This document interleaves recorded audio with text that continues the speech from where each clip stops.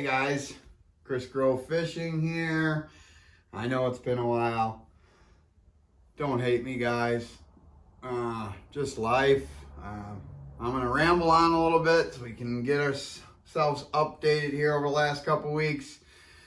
Couple things some of you may know how it went down, but some didn't. But let's hit rewind to about 10 days ago and we'll work up to this awesomeness here and stupidity. But like I said, Chris Grove Fishing here. I'm in a little pain, so I'm kind of shuffling around. Self-filming this, no Leo, he's at school. But here's what we got. Did not make the championship, as all you can see. I gotta sit down lower. As all you can see for the Toyota series, I didn't weigh my fishing due to mechanical issues, had graphs go down, bad gas. I can go on and on. I've never been plagued with the situation that bad. I mean, you hear guys, oh, I didn't even make it to weigh-in. Well, that was me. So, it is what it is. I love the St. Lawrence still. Had a great pattern going. Throwing the old Bassman TW 3/4 ounce.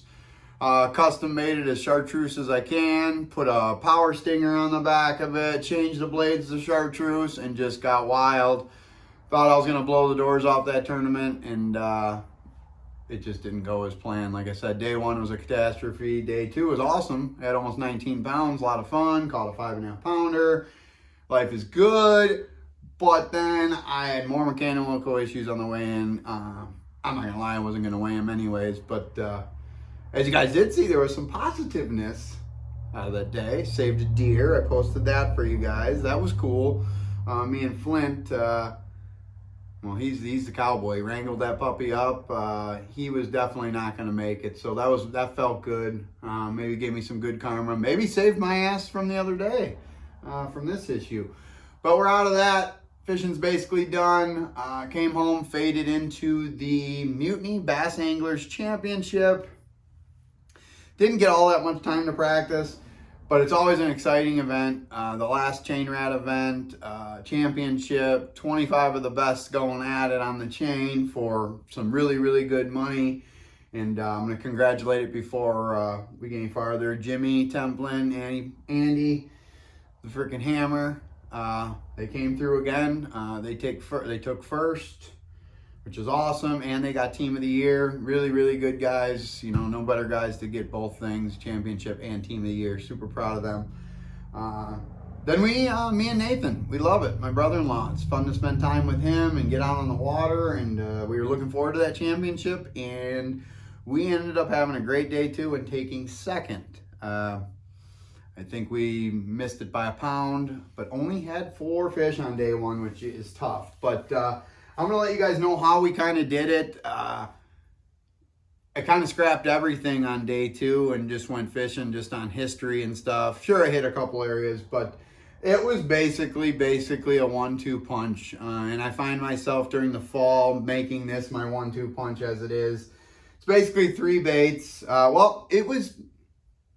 It used to be a competitor's brand, but now I'm really loving the slobber knocker. It's a completely different action, and I noticed it in the fall, the way the fish reacted to it. Bear with me. And it became a new staple. It's not just a staple in the boat all the time, but I really love the cadence of it and what I can do with it in the fall, and especially around dying weeds. It comes through clean. Nathan took his rod, so he was throwing that. He had it rigged, and like I said, I can't tie anything, so I'm showing you stuff in the package, but these were the colors.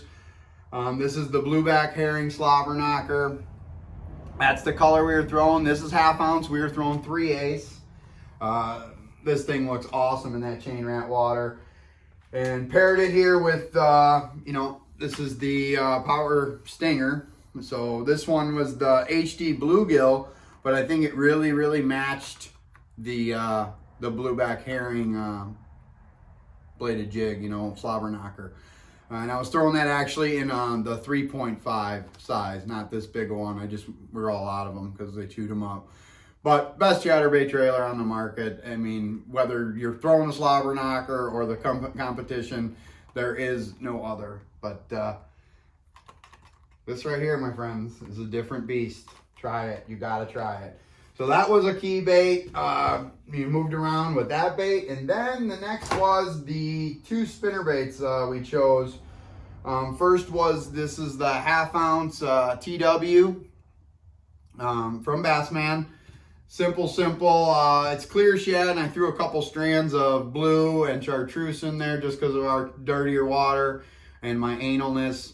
Threw a little power swimmer on their trailer.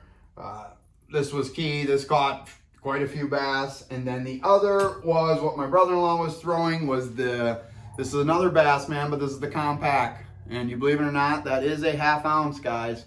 And we threw a 3-inch or a 2.8-inch power swimmer on the back of here in the Sight White. And that's what our go-to was. Literally covered water, fished history, fished waters low here, like old school little bump outs with rocks, sand to gravel transitions, and literally just took as many casts as we could. Never lost any fish, never could have said we had that 5th one on. But these baits don't just catch bass. Oh my goodness. We already know the chain's full of stripers, so a lot of white bass and yellow bass happens. Caught nice smallmouth, nice largemouth, but we were catching drum, giant catfish. We were all over the board. But it was a fun day. Made up day 2. I think we had 12 pounds, just under 12 pounds, and catapulted us from 6th to 2nd. So, yeehaw. Awesome. Then, I'm an idiot. So, basically, I get really excited right when I have my last tournament, and I get in full-blown deer hunting mode. Well, as you see, I went full-blown. Monday, I went and checked some trail cams, did my normal roundabout stuff before I went to work, and decided at one of the farms to check one of the little tree stands I have. And real quick, I keep it simple, do a peg system, and I use Lone Wolf, so I have hooks in the trees. There was no stand in there, but the hook was there. And the one particular farm's got corn, yada yada, so I wanted to see the view and see if it was better. And I am an idiot. I wear safety harnesses, I use lifelines all the time, but in this situation I did not. First sign of stupidity. But I wasn't planning on climbing up all the way up the tree. So I climb up, I'm getting up, everything's good. I'm like, wow, this is a good, I'm getting good views, I'm seeing some trails. So I'm like, I'm gonna go up a little higher. And I have a little 32-inch ladder section, a cheap one from like Menards or something, not the greatest. And I see it on the tree, and I did the old dumbest move ever, did not check it. Didn't grab it with my hand and shake it or anything. And basically went to put my foot on it, and it was like stepping into air. I investigated it after the fact. A squirrel had chewed through it, so it looked like it was together, but it was not. And we fell about 10, 11 feet. And this is no joke, guys. Sim's underwear saved my ass, literally. The waistline got hooked up on one of the tree pegs and stretched them out like 3 feet. A lot of myself was exposed hanging from the tree, so any critters that have been in the area are definitely laughing. But yeah, so someone was watching over me. I was able to flip around and I see the underwear holding on to the tree peg, and it's just a matter of time before it breaks. So I kind of put my left leg up over another tree peg, which I have some scars right there underneath. And I kind of I just flexed it around there and used as much muscle as I could to pull myself up. Got my pants back up, and then I, shuffled back down the tree. But I definitely could have fell another 8, 9, 10 feet, and there were a lot of tree pegs and other things that could have pierced me or hurt me. And like I said, someone was looking out for me. I don't know if it was the baby deer I saved. I have no clue, but I'm glad to be getting away here. Going to see a specialist. I just dislocated, but they want to check the tendons and all that. Major bruising and laceration on my back, and it just is very, very, very swollen, if you can see.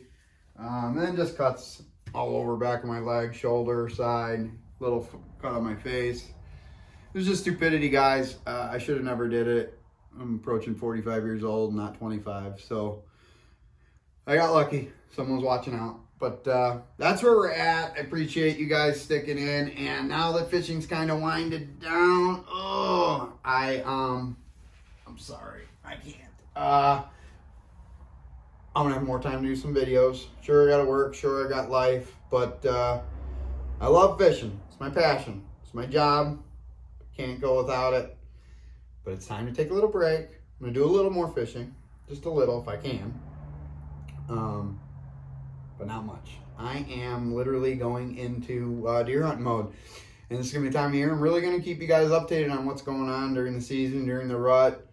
Kind of got my eye on one buck that I'm kind of targeting, so I'm gonna try to kind of get that done in the next couple weeks, hopefully, because I am going on a public land hunt with a really, really good friend of mine, Andy. And who knows how long that's going to last. But I got the A-OK from the woman, and we're riding out. But no set date. It's going to definitely be after Halloween sometime. But I'd like to put this big boy Captain Hook on the ground.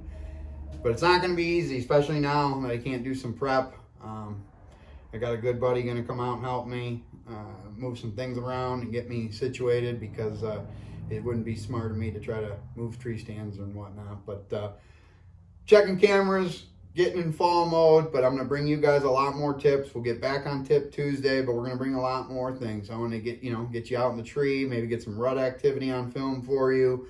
But I'm going to give you updates through this rut. All you guys that do hunt understand it's a crazy time. It's a roller coaster ride. So I'm going to share some of my roller coaster, and then maybe in the comments you could share some of yours back as we go through this amazing fall, my favorite time of year. But I'm done rambling.